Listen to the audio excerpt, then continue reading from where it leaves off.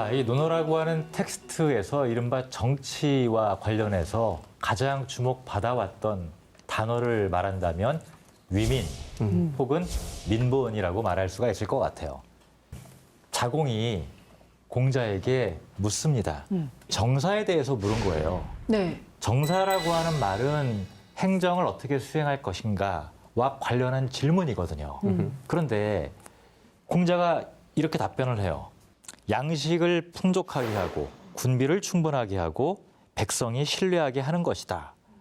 그런데 자공이 충분치 않았는지 다시 묻습니다. 네. 만약 그 세 가지 가운데 한 가지를 버려야 한다면 어떤 것을 포기해야 합니까?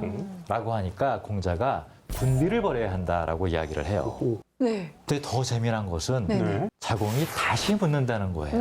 또 한 가지. 순위를 정해줬군요. 네. 만약에 여러분들이 수업을 듣다가 선생님께 질문했어요. 선생님이 답변을 해요. 그럼 다시 물을 때는 왜 다시 묻는 거죠? 이상해서. 네. 의심스러워서. 자, 여기서 중요한 게 뭐냐. 첫 번째로는 군비를 버려야 된다. 두 번째는 양식을 버려야 된다. 네. 세 번째는 백성이잖아요. 그렇죠. 그러면은 근데 공자가 뭐라고 얘기를 하느냐. 백성의 믿음을 잃게 되면 이미 그것은 끝난 거다. 와. 무엇을 하든 무엇을 말하든 최우선적으로 백성을 위해서 해야 된다. 이 와. 생각은 공자도 맹자도 그 위에 수많은 유학자들에게도 똑같이 살아 있었다라고 하는 것. 이거를 더 구체적으로 표현하는 것이 민본이죠. 네.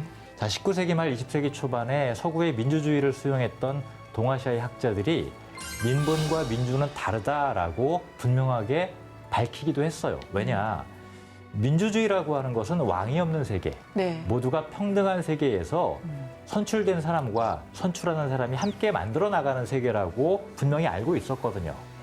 그럼 민본은 통치자가 백성을 위해서 정책을 펼치는 것을 최우선으로 한다라는 정책 시행의 차원에서의 표현이라고 하는 걸 알고 있었어요. 네. 그런데 놀랍게도 20세기 한국의 학자들은 민본과 민주를 구분하는 것도 필요하지만 사실은 그렇게 다르지 않아라고 이야기를 해요. 네. 왜냐? 체제를 한켠으로 접어둔다면 오늘날에도 국회에서 토론을 할 때 그렇게 이야기를 하죠. 서민들을 위해서, 맞아. 어려운 사람들을 위해서. 논어가 민주주의를 말한 책이 아니지만 우리 모두가 민주주의 안에서 민주주의를 위해서 논어를 읽고 있다라고.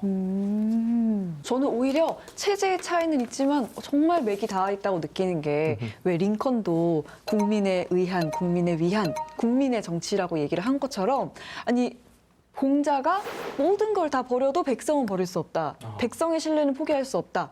라고 말했다는 게 저는 너무 놀라운 사실인 것 같아요. 바로 그런 차원 속에서 오늘날 한국 사회에서 논어는 어떤 것이길래 민주주의와 관계가 있다라고 말하느냐. 바로 함께 살아가는 우리 공동체, 우리 사회의 시민들이 함께 말하고 듣는 책이 되었기 때문에 논어는 민주주의를 위한 책이라기보다는 민주주의 사회 안에서 읽혀지는 그런 책이 되었다.